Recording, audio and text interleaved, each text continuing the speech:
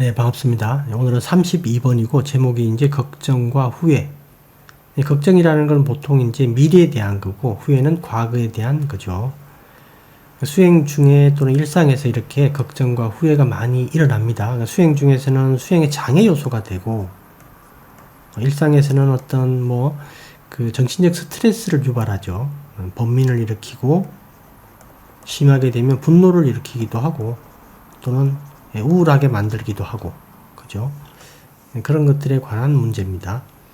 보기 전에 이제 잠깐 하나 살펴볼 건, 그 부처님께서 이제 라울라 이제 아들께 이렇게 그 행위를 하기 전에 우리가 살펴야 되는 것들에 대해서 말씀하셨죠. 즉, 행위 준칙 같은 거예요. 행위를 하기 전에 살펴야 되는 준칙들. 보통 불교에서 행위다 그러면 이제 행동으로 또는 말로 또는 생각으로 신구의 다 들어가는 거죠. 그러니까 이걸 하기 전에 또는 하는 중에 우리가 고려해야 되는 어떤 그 조건들을 얘기를 합니다.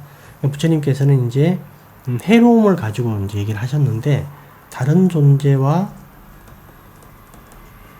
나 자신 있죠. 나 자신에게 과연 해로움이 있는가? 그걸 이제 행위 전에 우선 판단해야 돼요. 행위를 하기 전에. 행위 중에도 한번 판단해줘야 되고. 그래서 해로움이 행위 전에 한번 따져보니까 없더라. 행위 중에도 한번 보니까 또 없더라. 이럴 때는 당연히 행위를 하게 됩니다. 행위를 하게 되고, 행위를 하게 되면 행위 결과가 나오겠죠. 행위 결과가 나오는데, 당연히 좋은 결과가 나와야 되는데 좋은 결과가 나오지 않을 수도 있습니다. 좋은 결과가 나올 수도 있고 나쁜 결과가 나올 수도 있다. 좋은 결과가 나오게 되면 그냥 그걸로 그냥 끝내면 안 되고 기뻐할 줄 알아야 돼요. 자기가 올바른 어떤 의도로 올바른 결과가 나왔으니까 기뻐하고 스스로를 칭찬할 줄도 알아야 됩니다. 나쁜 결과가 나왔을 때는 실수죠. 의도는 좋았는데 결과가 나빴다. 실수 부분입니다. 그럼 이거는 자기가 인정해야 돼요. 시인할 줄 알아야 됩니다. 그 다음에 인정과 시인만 가지고 되는 게 아니라 당연히 반성하고 결심해야 되죠. 같은 실수를 가능한 한 다시 저지르지 않겠다. 그런 반성과 결심이 있어야 됩니다. 그래서 이제 이런 실수가 이렇게 후회로 나타날 때가 있습니다. 아, 그때 그 실수를 하지 말았어야 되는데. 이렇게 됐을 때 이 실수는 의도는 좋았기 때문에, 그죠? 어떤 말 그대로 과실에 의한 나쁜 결과이기 때문에 후회는 일어나지만 힘이 약해요. 힘이 약하다.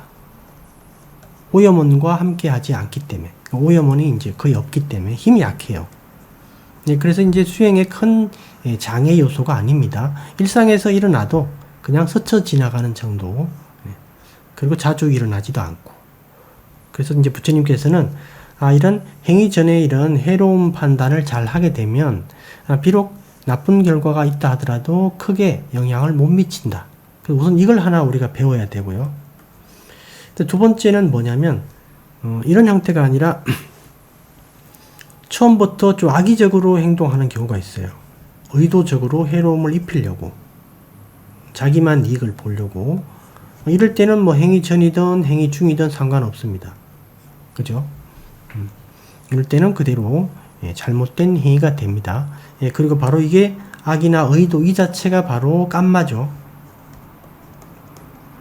의도가 깜마다 이렇게 얘기를 하는 그 깜마. 그죠? 이게 업이 됩니다. 이렇게 됐을 때 결과는 이제 당연히 나쁜 결과가 나오겠지만 우연하게도 좋은 결과가 나올 수도 있어요.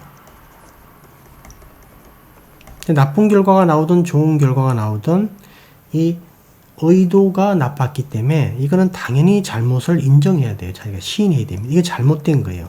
말 그대로.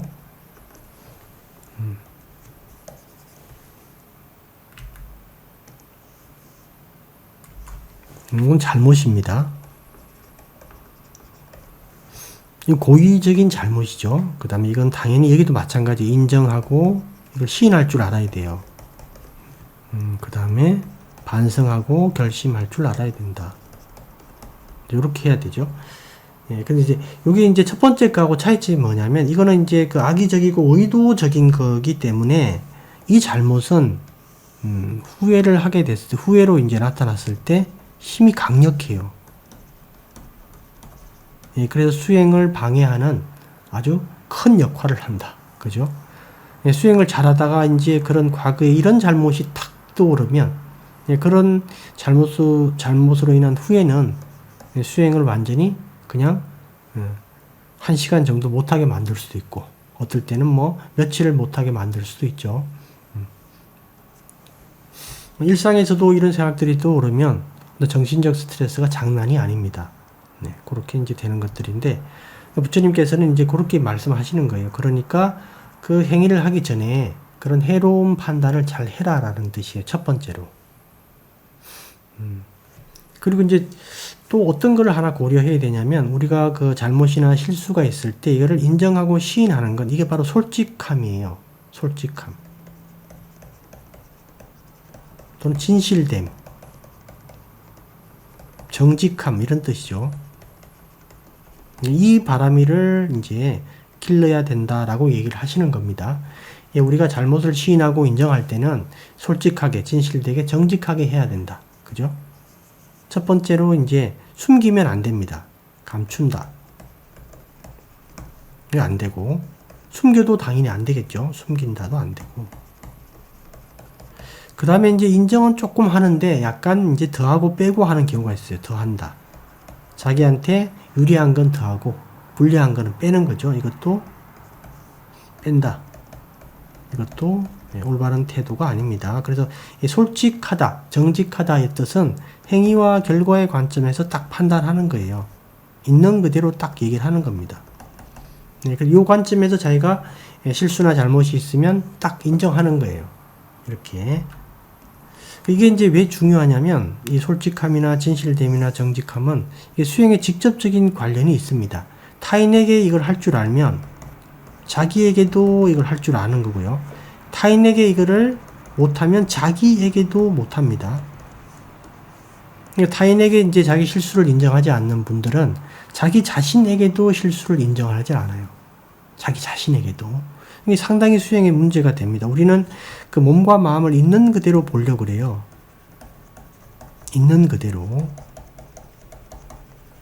몸과 마음에 대한 어떤 그 삼파자냐로 딱 보려고 하는데, 사티 삼파자냐로 있는 그대로 보려고 하는데, 솔직함이 이렇게 많이 이렇게 쌓인 분들은 우리가 수행을 할 때 있는 그대로 보는 습관, 즉 이제 이 솔직함 때문에, 이런 바람일 때문에 이 수행 대상에 대해서도 그렇게 접근합니다.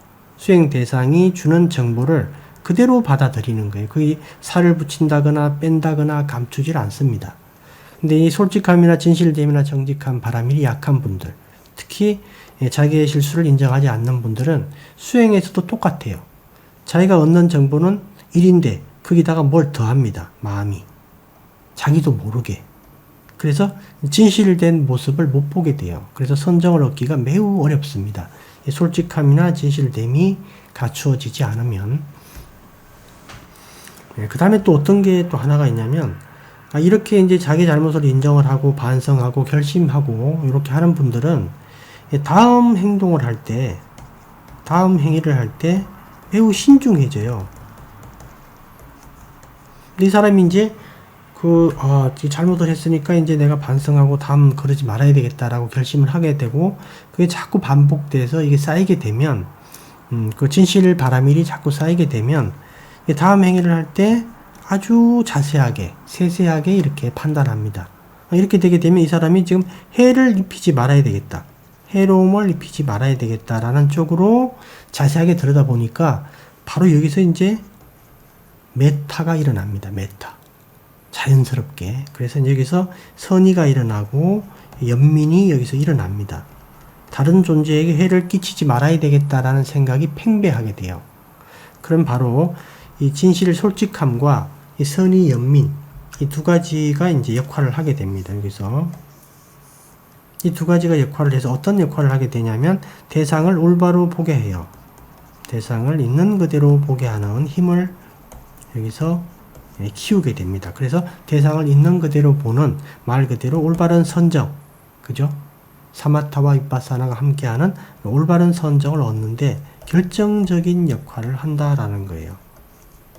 이 점을 여러분들이 꼭 기억해 두셔야 됩니다.